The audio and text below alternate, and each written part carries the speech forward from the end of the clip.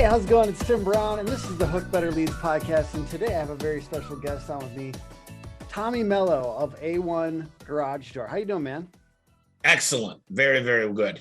We're talking about how to find the best employees in home services businesses. And honestly, if there is one podcast I think you should check out, if you want one podcast in the home services space, it would be Tommy's. What is that called, bro? Home Service Expert. And then the book accompanying it is Home Service Millionaire. I say this book because I'm proud of it. It took 2 years and I got 10 co-authors that are smarter, better, faster, better looking than me. And they're all in the book. So just wanted to throw that out there. Please.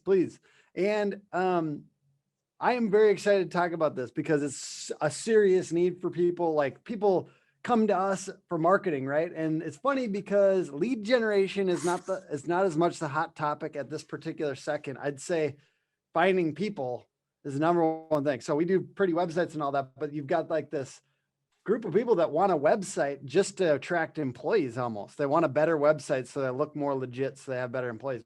But can you give some folks just real quick some background on why they should listen to you in regards to hiring? Well, I got in the garage door business about 15 years ago. I always was an employee because the biggest thing I hate hearing is from an owner who's an owner for life or an employee who's an employee for life on how you should do stuff. So I've been both. I've bussed tables, I've washed dishes, I've worked at a bar, I've worked in hospitality, I've sold women's shoes, I've done a lot of crazy stuff, fun stuff, but I care. That's the big thing, is I care about our employees, and I didn't know what a culture meant till about the last 5 years. But the biggest thing is we're right at about 400 employees. We're on pace to damn near hit 100 million this year. And that goal is a tiny goal. I say that I have a BHAG, big, hairy, audacious goal, then I have a Tommy goal. My Tommy goals are always way bigger than my big, hairy, audacious goal. And I've hired and fired thousands of people, literally. I've worked with a lot of companies. I've been on interview boards. I've got 40 books behind me on recruiting and the right interview questions and how to interview and what to ask and what to say and how to do background checks and how fast you should be able to recruit somebody. And I've decided to become an expert on this one topic that we're going to discuss today. And I would say I'm always learning. I like to be the dumbest guy in the room, but I feel like I could give a lot of gold out here. I feel like there needs to be this. Hopefully is one of your best podcasts because I'm loud, I'm passionate, I'm excited, and I'm going to throw some gold. So let's do this. I love it. I'm super excited about that. And do you think it's an unusual time for finding people? Oh yeah. With the Biden administration, paying people to stay home if you want to supplement people to stay home, then of course it's tough. Plus the home service business has never been busier because people have been at home and they've got this supplemental income because they haven't been spending money. I think that we're seeing a point of inflation, and I think people are realizing that their home, they made 23% on average last year. They're looking at more as an investment than a cost to upgrade things. Mm-hmm. So when you're making that much money in your home, and I can tell you this isn't going to last forever. There will be a time that it shifts back to, I need more leads. But right now, the home service industry in the last 15 years, and I do believe in the last probably 4 or 5 decades, we've never seen anything like the surge of jobs. And there's been a lot of supply chain issues as well, but it's mostly been human capital. Yeah. Yeah. And I mean, I love that part about home services that, we might not have manufacturing as well down in the United States as I think probably would be ideal. But at least we got home services, and it's anchored. It's an anchored thing. And I do think that more and more, and I hope to be part of this, more and more people feel compelled to go into construction and home services out of the gate instead of going and getting $100,000 in student loan debt before they do it. So I agree with that. I really hope to be part of that shift in people's mindset. And I think that there's a lot of good things kind of undergirding what I hope ends up being that shift. So let's get into it, man. What is the best way to find employees and office staff from your point of view? All right. Number one is there's no wrong answer. Is that I've seen people go, Yellow Book doesn't exist anymore for this is for lead gen. And I know people that kill it with that. People say, I never go to home shows. People say, I never use Valpak. I don't believe in Google pay-per-click. It's too expensive. Craigslist doesn't work anymore. And the fact is that all of these sources work really, really well. You got the book traction over there, and you got to pick one and go with it and start it. The first thing I recommend is there's some really, really low-hanging fruit.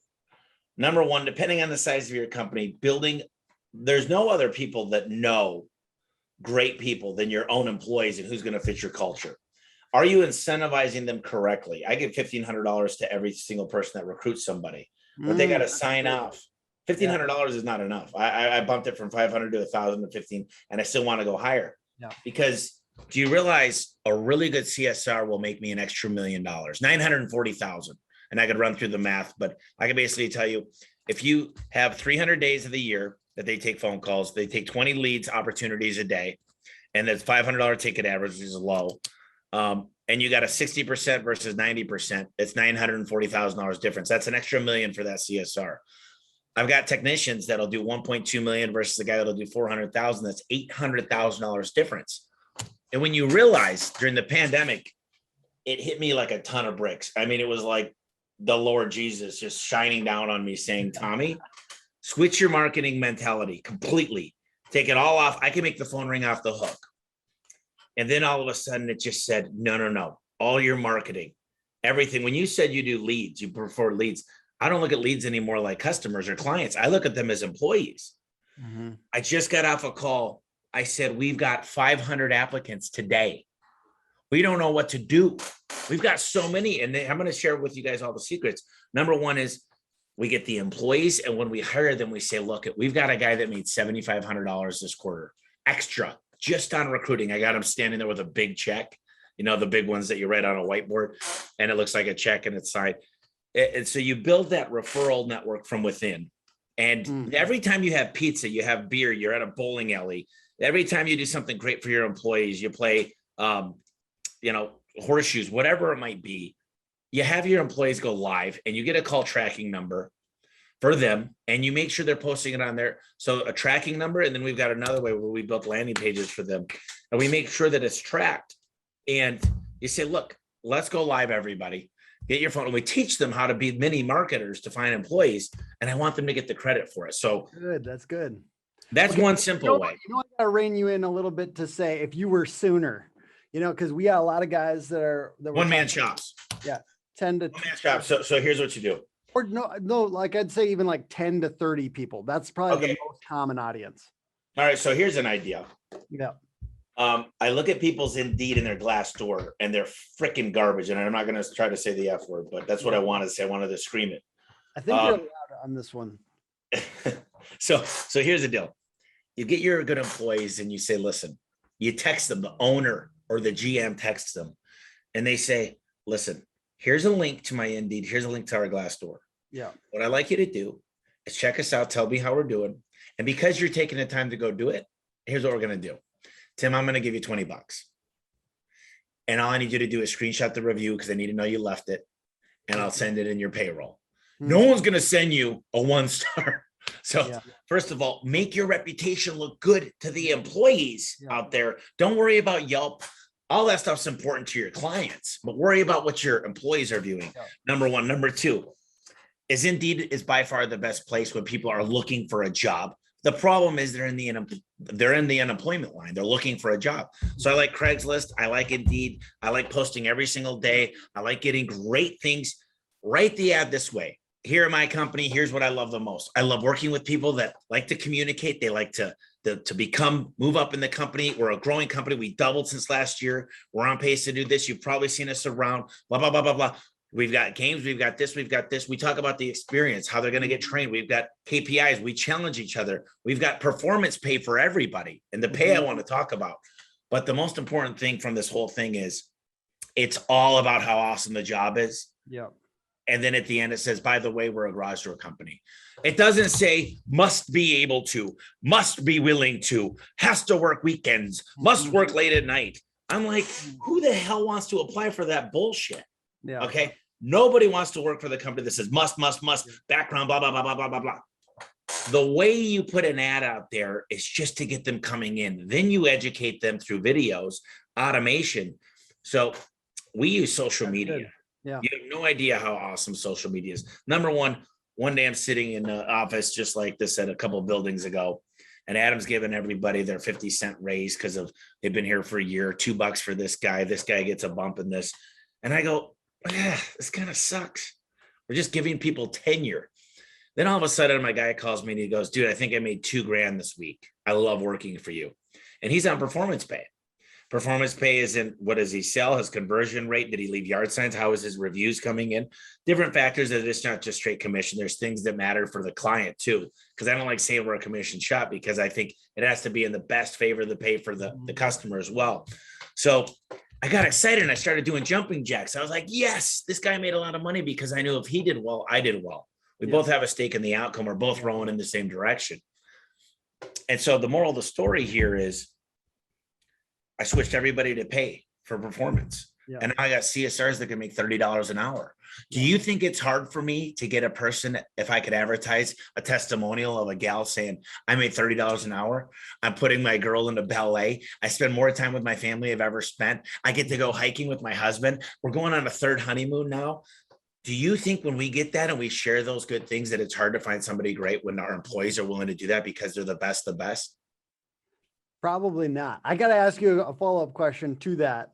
Is performance pay, like, and I tried that when I was super early, like, cause I love that. Cause I'm one of those people that loves incentives and I'm thinking about my own business, which is marketing. And obviously it's different, but there has to be management of all of those data points. So how do you do that? And like, I guess also, how would you do that if you're earlier on,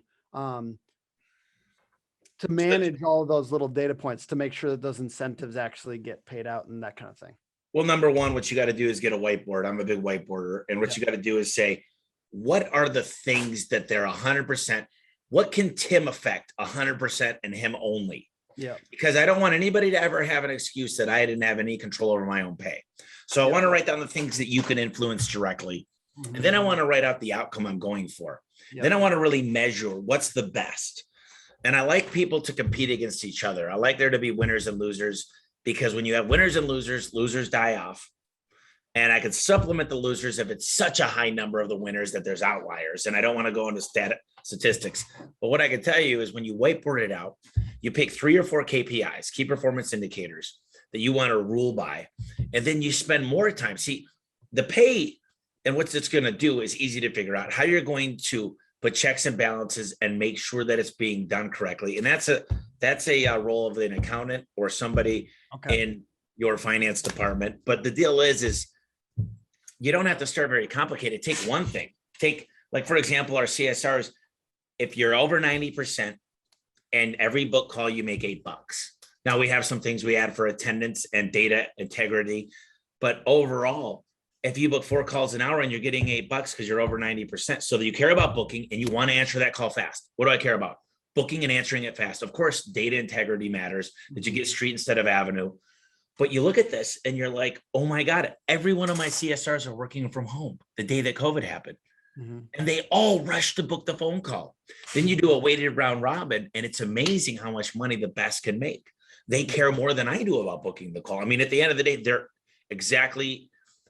in the same mentality that I am for the business. Say real quick, weighted what round robin?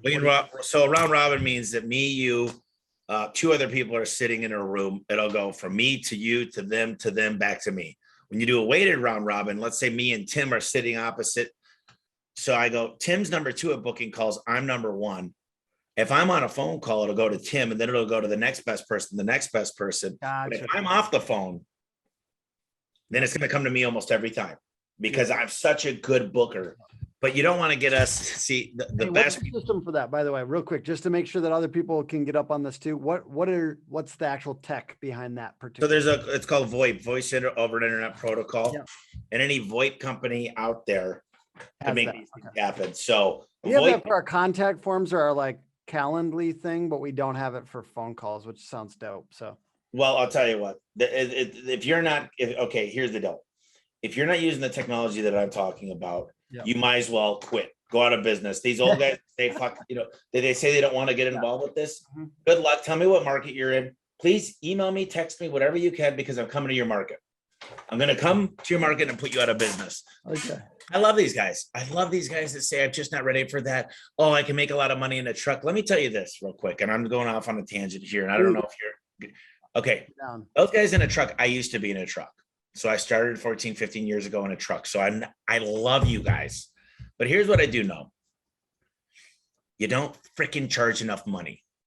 And the fact is, you're not that great at sales. You're not good at marketing. And the problem I have with you, number one, is your wife and your kids are going to feel the consequences of you working in the truck every day and not working on the business. Your customers are going to feel the consequences of you sucking when you go out of town. You don't know how to charge the right prices. Therefore, you can't have nice things like Service Titan, which is my CRM, customer relationship management system. You can't have 4 monitors like in my office. You can't have your own personal assistant. You can't have a training center with a bunch of trainers and an LMS, learning management system. So if you're not charging the right price, and if you don't learn how to get out of the truck soon, you're done. And you might say, I love going out in the truck. And I say this. If you're out in the truck and that's what your absolute pleasure is, you better have other guys in the truck when you're not able to go, because your body's going to say no one day. So if you think you doing all the work is the right way, do me a favor and text me, because I'm coming into your market and I'm going to charge triple the amount of prices. Here's 2 books that I recommend if you don't know what you're doing. Is The Power of Positive Pricing. It's by Matt Michelle. And then Ellen Rohr. This is a real simple book, is How Much Should I Charge? And she writes a little part of my book, The Home Service Millionaire. But the biggest thing I see is you're not charging enough money. You see, I took some math earlier when I was on my other call. And if I got $1 million producer that's running 4 calls a day, 300 days out of the year, that's 1,200 calls, 1,200 divided by, and I want to spend 10% in marketing. Okay, do the math with me. 10% of $1 million is 100,000. 1,200 calls divided by that is $83 a lead. So I could pay $83. Now, the fact is, you might say, well, how do I keep all these guys busy if I hire like Tommy wants me to? I got to be able to pay Google. I got to be able to pay Yelp. I got to be able to pay for the mailers.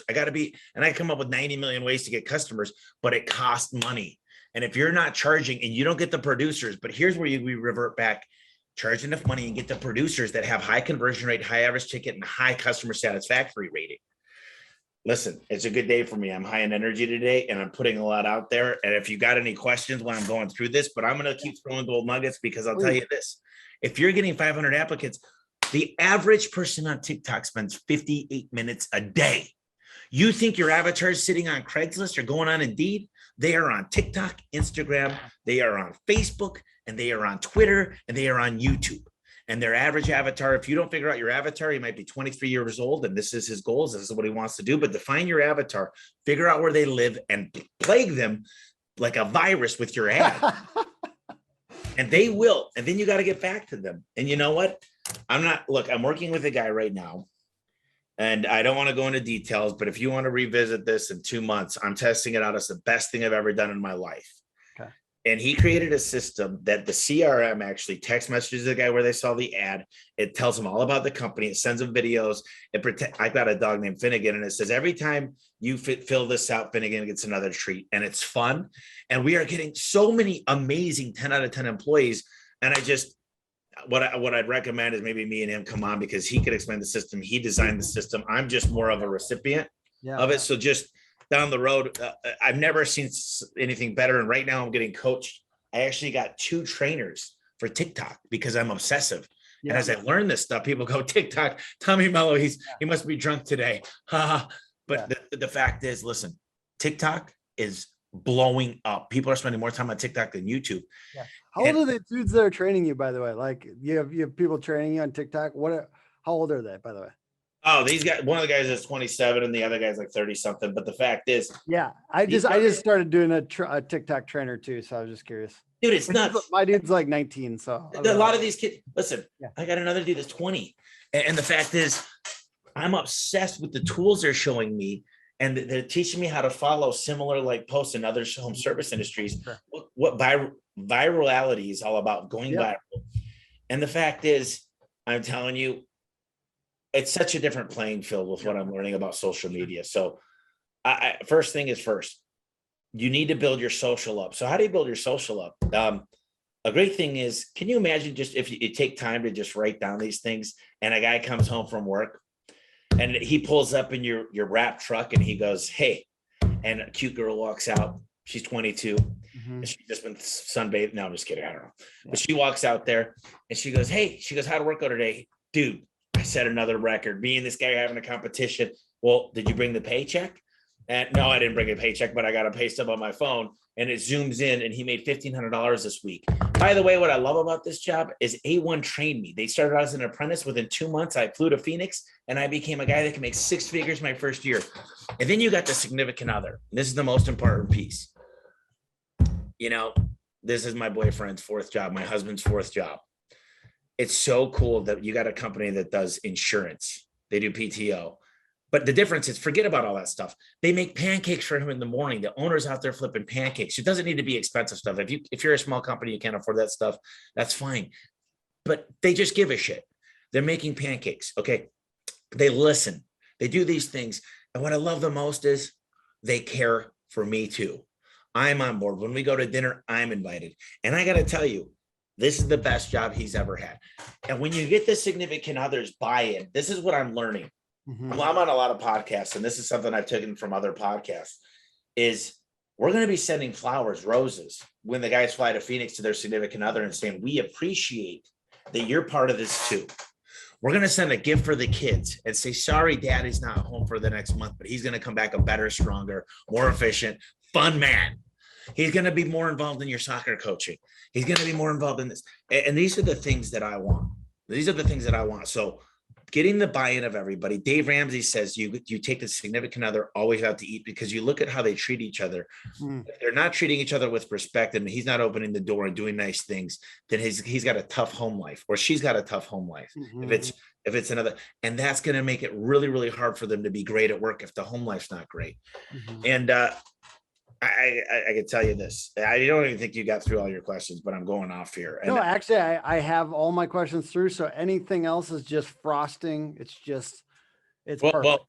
Well, you know, work on your ads, work on our performance pay, and then be everywhere that they're going to be. And it's part of the environment. It's part of the culture that you've got to continue to beat the same drum. Yeah. And when you really analyze numbers like I do, and you understand the math, you'll understand how important it is to top grade. You know, there's a really smart guy named Jack Welch. He used to run General Electric. He's one of the best CEOs of all time. And he would take the largest group of employees and say, you're in a battle for your job. The bottom 10% leave every year because he wanted turnover. He wanted but no one left saying, oh, I hate Jack Welch.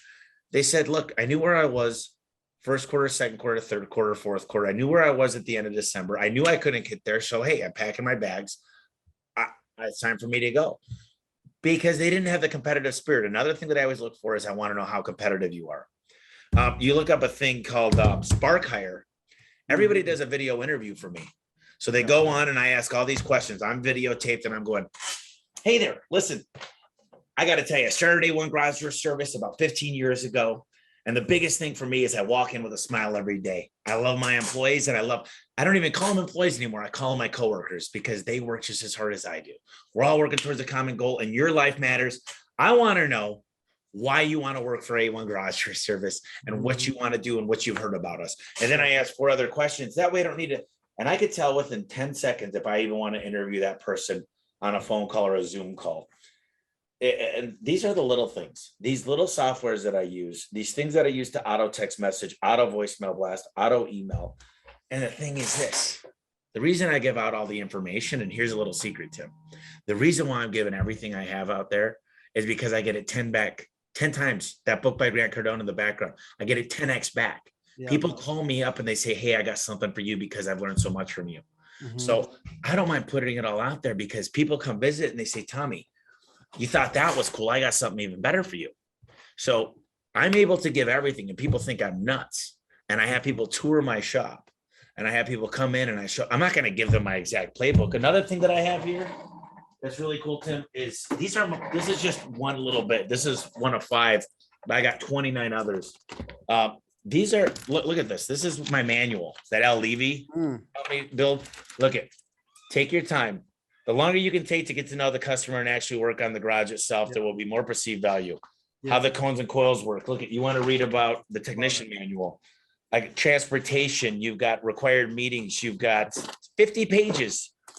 I show you from day one how the game is played.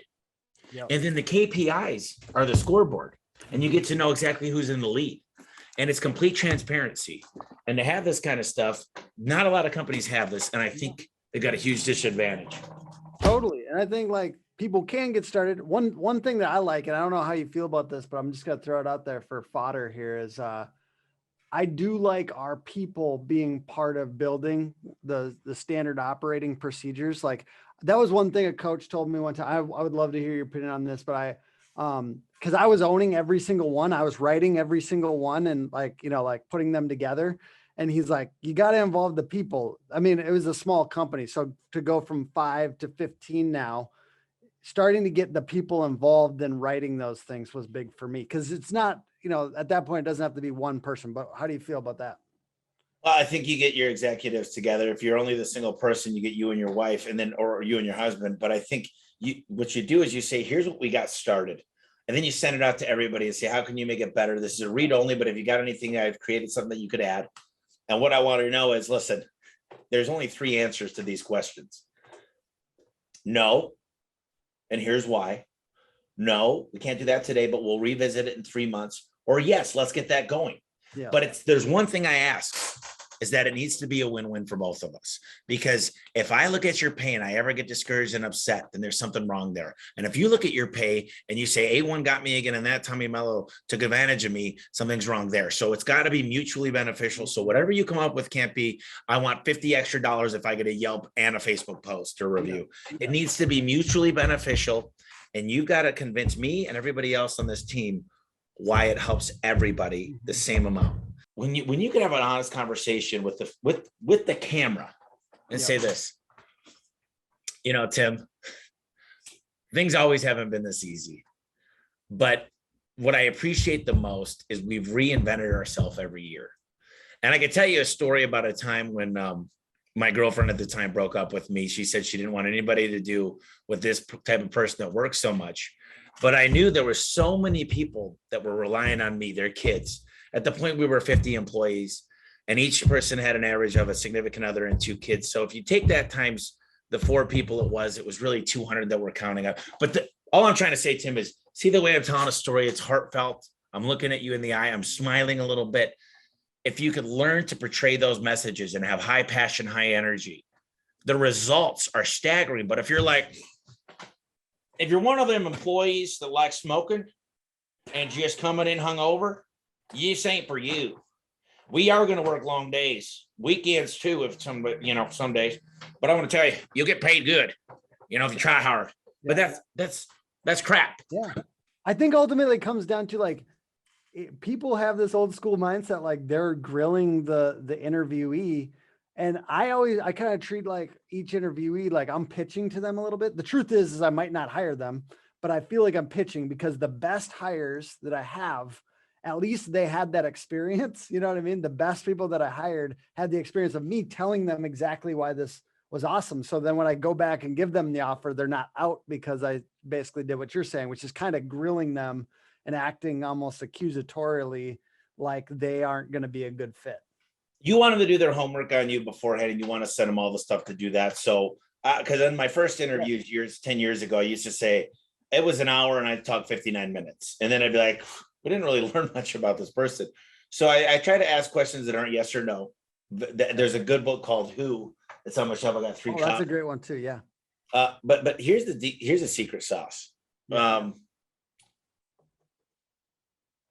People that are amazing do not wait.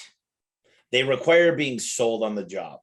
So if you want 10 out of 10 players, you need to be sold. You need to sell me. And here's the biggest way you could sell me is get back to me the same day.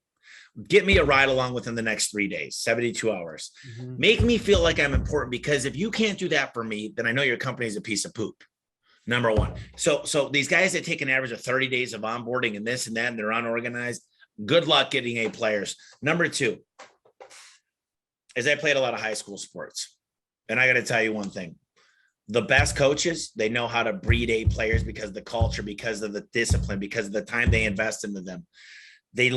So you could take a C player from a coach in high school. Michael Jordan didn't make his sophomore year in basketball, high school. You take a C player and you go on this team and you go through the right drills, the right training, the right know-how, the right accountability, the right consistency. And all of a sudden, what's so beautiful about that is you could truly become an A player. You could breed A players, but it takes a lot of work. It takes a lot of planning, I should say, not a lot of work, because I wake up every day and I come in here. And I got to tell you, there's so many flaws I have. The best thing I've understood is I'm the dumbest guy in the room and I have a lot of bad attributes. I'm not organized. I have an amazing assistant for that. I'm not very good with time management. She handles that for me. I'm not good very much at accounting. I've taken all these master's classes in accounting. Not very good, so I got a team for that. I'm not very great at operations. He handles that. Look, understand your weaknesses and hire those weaknesses. Enjoy every day coming into work and focusing on your strengths. And imagine how much more you can get done. And here's another thing, and I keep going on, but I just feel like gold nugget time. So many people, you make good money, Tim, and you decide you're a real estate investor. You go buy a bar, you buy a Winnebago, you're going to buy, you go out. The company that made you that money deserves for the reinvestment. Close your eyes and say no. And here's the hardest part for an entrepreneur. You don't have to say no, but you could say yes, but not right now. That's the key.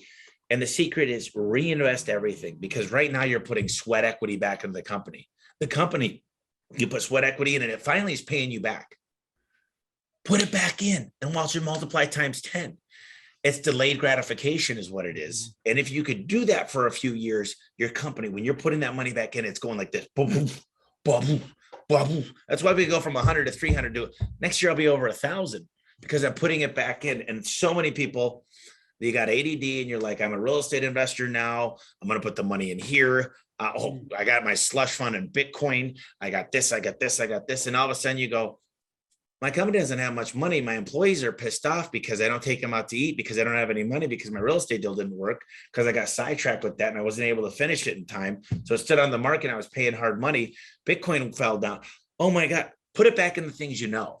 Have you seen or have you read the book Profit First?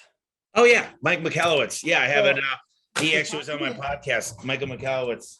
Yeah, I like the guy, and I think it's a really good thing. But I always have I always have the back and forth with those two, because we're a small company, 17 people, right?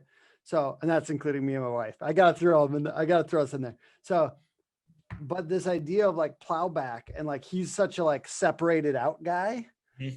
And honestly, I don't know what to do with that sometimes. Because I'm doing a system, and I mean. It's not like crazy profitable or anything, but I separate it out and I don't know, but you're saying plow back. And I think you're a very smart guy. So how do you reconcile those two things? Is this the deal is you're allowed to pay yourself. Look, there's two things here. First of all, small companies that don't understand, your company needs to make profit 10, 15, 20%, and you need to make a 6-figure out income. They're two different entities. Your personal and your company. They're two different things. So that's the first thing is when you ask small companies, how much did you make this year? They go 150 G's. And you say, well, you made 150. How much did the company make? Yeah, exactly. 150 G's. Okay. So your company made 0. Your company's worth 0. There's no arbitrage. You're not worth any multiples. I don't want to buy anything except for your phone number. I don't want to buy anything except for your phone number. You're not worth anything. I don't care about the blood, sweat, and tears you put into it. I don't care what a broker tells you can get for it. They're full of shit. And you don't know anything until you studied what I studied. So I'm not better than you. I'm just more informed at this. Is you got to make a value for your company, or it's not worth anybody to buy it, because no one wants to buy. Yeah. They got to recreate you, and that's going to take money.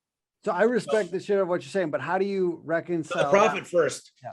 Profit first is first of all, the accounting. There's a lot of people that are amazing and certified for profit first accounting, but to put 10% away for yourself is just into a retirement fund. So I've always said, yes, take the money and put it away for myself into a good investment. 10%, not 80%. Don't take all the profits. In the Bible, whether you're biblical or whether you believe in Jesus or whatever, Quran or whatever it might be, most of them say put 10% away for your future self. And I've done that since I'm 16.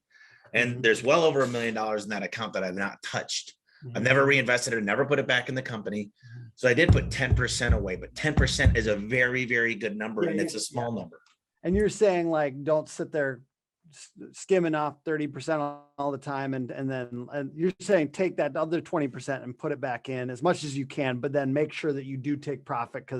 But the deal is the profit is coming. The profit for me is the personal 10% of your income. See, you're paying yourself and your company's making money. You don't take 10% of the company's profits. You don't need to put it. That's way too.